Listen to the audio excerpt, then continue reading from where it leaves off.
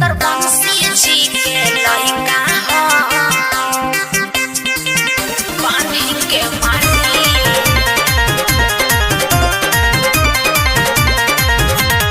चंद्रवंशी जी के लइका हो नैहर से फोन पर तोड़ा देता कौनो धमकी हवे यार हमार एक नंबर सनकी तेरी माई के जय बोलो।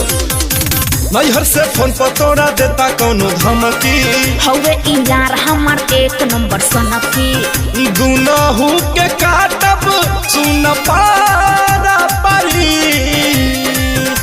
लभर चंद्रवंशी जी के लइका हो बांधी के मारी लभर चंद्रवंशी जी के लइका हो बांधी के मारी ना मनबे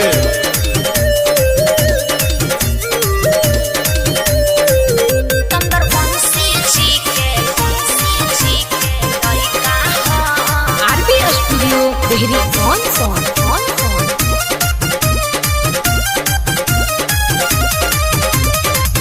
बहस कैल छूटी तोहर जहिया पड़ब पाले दीना ही में टांगले हब जहनत नहीं के साले।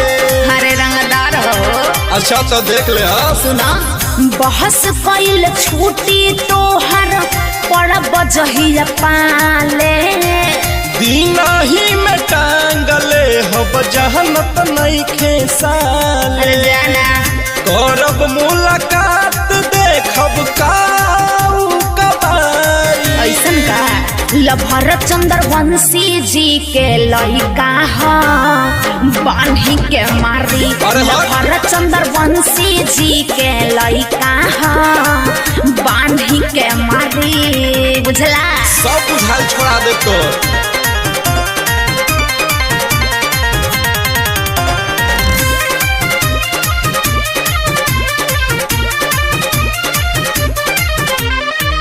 हट रंग बाज सौरभ चलेला बुझार के जहिए धराई छछ पे फेंक दे हब मार के।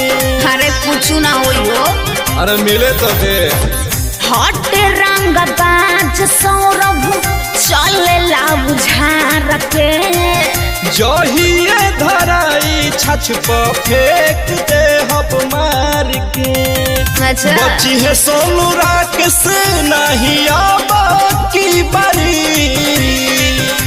लभर चंद्रवंशी जी के लइका हो बांधी के मारी लभर चंद्रवंशी जी के लइका हो बांधी के मारी बच के रही है।